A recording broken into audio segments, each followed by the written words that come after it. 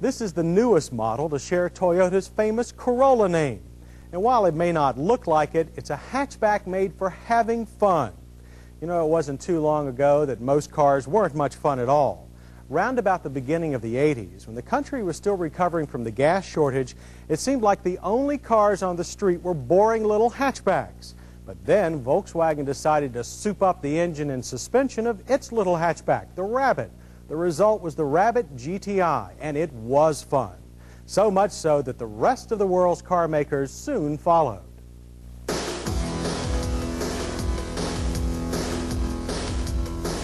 Now, hot hatchback fun has escalated into a full-blown war.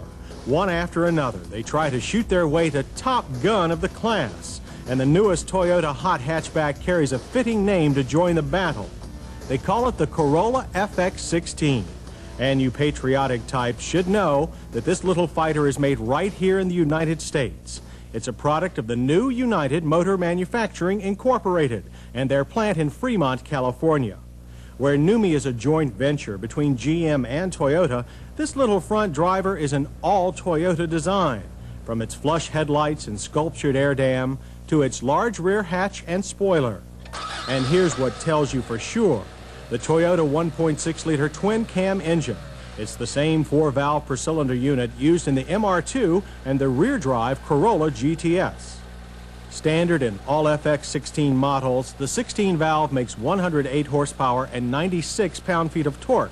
And of course, because it's 16-valve, it'll happily rev to jet engine speeds. And the Corolla FX16 is the lightest Toyota to get the 16-valver, so it gets to the end of the carrier deck, or the quarter mile, pretty quickly. We measured 17.2 seconds at 78 miles per hour. And 0 to 60? Well, there's plenty of thrust for that, too, thanks to the afterburner effect the engine gives at high RPM. Our time, 9.8 seconds. Since a comparison is in order, those numbers are just slightly faster to both marks than in the current GTI, which doesn't offer a 16-valve engine here yet. But how about if you want to come back down from speed? Well, the FX16's four-wheel discs do it from 55 with plenty of poise and a firm, secure feel in the pedal, though not quite as short as the GTI. But a stopping average of 115 feet is excellent. The FX16 comes in two trim levels, base and GTS. GTS gives you a firmer suspension and 14-inch US-made Eagle GT tires. Either way, the suspension is fully independent, with McPherson struts both front and rear. But we found the car had more body lean than we expected, though cornering power was very good, if not up to the level of the GTI. In twisty two lanes, you notice more plow at the front, and that changes to slide from the tail when you lift off the gas. The FX16 should never scare anyone, though, since breakaway is gentle. We had a chance to drive various FX16s under a lot of different conditions, on the fast straightaways and downhill turns of the Mid-Ohio racecourse, in the tight-fisted slaloms of our home 7580 dragaway, and on the two lanes in the Shenandoah Mountains. At Mid-Ohio, the FX16 felt the most nimble. It has a tossable character that makes it feel faster than it is. And this is where we really appreciated the FX16's crisp, precise steering. On less demanding pavement, the FX16 shows other good manners. It gives you a firm but compliant ride, and none of the jolting you get with some other small car performance suspensions. We also recorded good fuel economy, 29 miles per gallon in all-around driving, and EPA ratings are 25 city and 29 highway. The FX16 is fairly quiet too, with an interior sound level of 69 decibels at 55. And how about that interior? Well, this is a hatchback, of course, and this one gives you plenty of room and a cargo cover. The rear seat has a 50-50 split.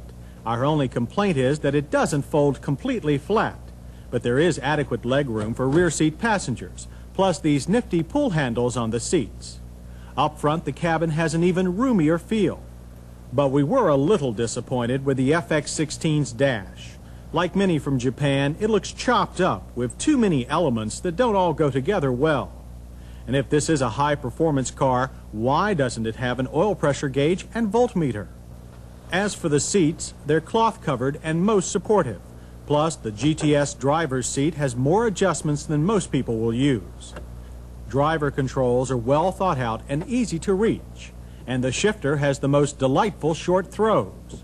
As for interior quality, the whole inside of our car was rattle-free. It seems this Toyota's American assembly is just as good as in Japan. That you really pay for the extras you order on this car. Fully optioned, this FX16 GTS would set you back $13,583, while the base car lists for a reasonable $8,178. But let's consider our list of hits. We were impressed by the smooth 16-valve engine and the acceleration it gave. We also like the car's overall nimble feel. On the practical side, there's plenty of interior room, good fuel economy, and quality workmanship. As for Mrs., we didn't much care for the confused look of the FX16's dash or its lack of instrumentation, and body roll is high as performance hatchbacks go. And then there's the matter of price. With typical options, it's also a bit high for its class.